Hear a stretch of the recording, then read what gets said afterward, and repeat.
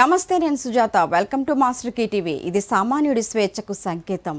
రంజాన్ మాసం వచ్చిందంటే ముస్లిం సోదరుల ఉపవాస దీక్షలు ప్రారంభమవుతాయి. రంజాన్ అంతా ముస్లిం సోదరులు ప్రత్యేక ప్రార్థనలు చేస్తారు. దీక్షా విరమణ అనంతరం హలీం స్వీకరించడం జరుగుతోంది. ఒకప్పుడు కేవలం హైదరాబాద్, ఇతర పెద్ద పెద్ద నగరాల్లో పరిమితమైన ఈ వంటకం క్రమేపీ అన్ని ప్రాంతాలకు విస్తరించింది.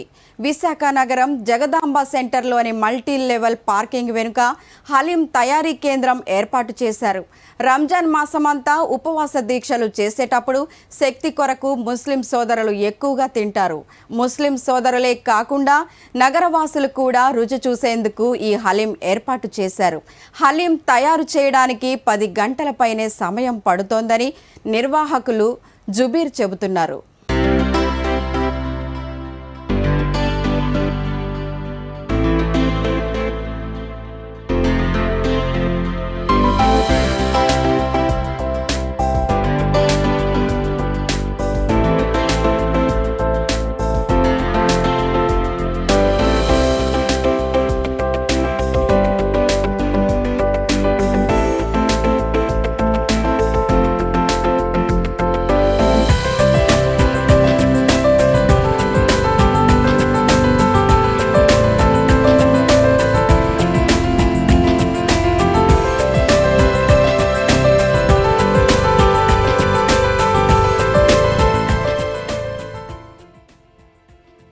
అస్సలాముఅలైకుం.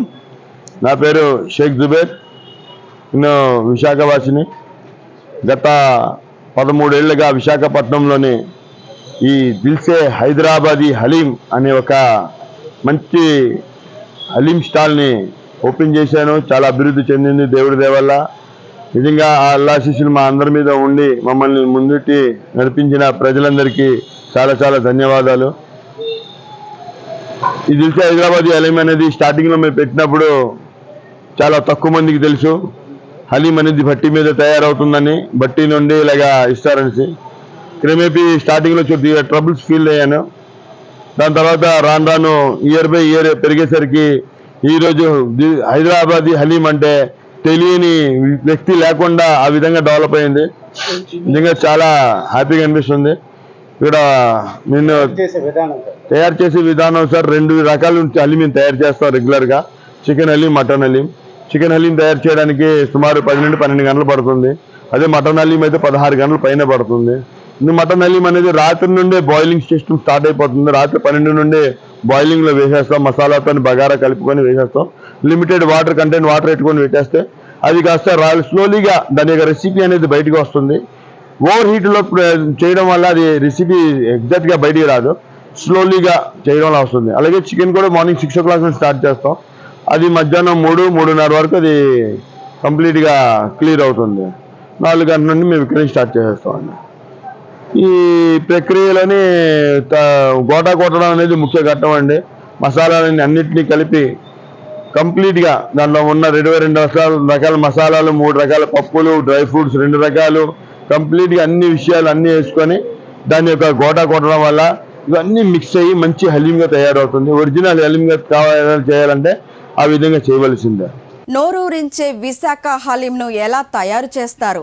తయారీలో ఎలాంటి దినుసులు వాడతారు? అసలు విశాఖ హలీంను ప్రిపేర్ చేసేందుకు ఎంత కష్టపడాలి? ఇప్పుడు ఆ విశేషాలు చూద్దాం.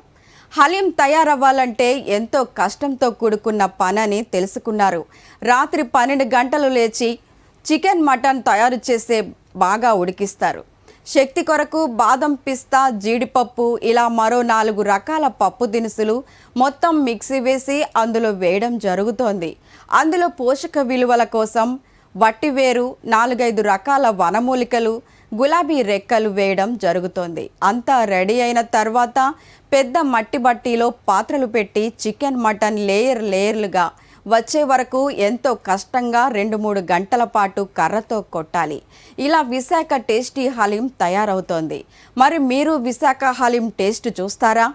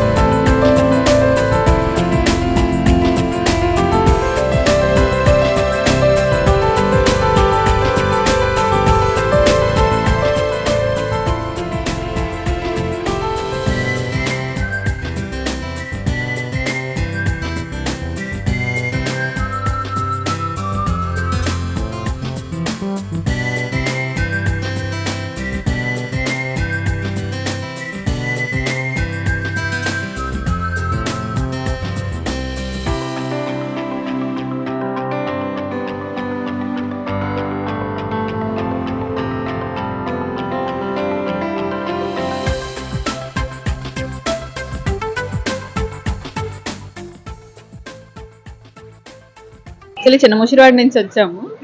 హలీం టేస్ట్ చేయడం ఇదే ఫస్ట్ టైం. మటన్ హలీం తింటున్నాము. టేస్ట్ అయితే చాలా బాగుంది. చికెన్ కూడా సేమ్ చాలా బాగుంది. యాక్చువల్లీ లేదు, ఇదే ఫస్ట్ టైం. యాక్చువల్లీ ఇన్స్టాగ్రామ్ రీల్స్లో చూసాం ఇది, సో ట్రై చేద్దామని చెప్పి అక్కడి నుంచి వచ్చాము. నైస్, టేస్ట్ అయితే చాలా బాగుంది. లేదు, ఇదే ఫస్ట్ టైం. డిఫరెన్స్ ఉంది. మటన్ బాగుంది యాక్చువల్లీ చికెన్ కన్నా. ఇక ఇది హలీం విశేషాలు. చూస్తూనే ఉండండి మాస్టర్ కి టీవీ. ఇది సామాన్యుడి స్వేచ్ఛకు సంకేతం.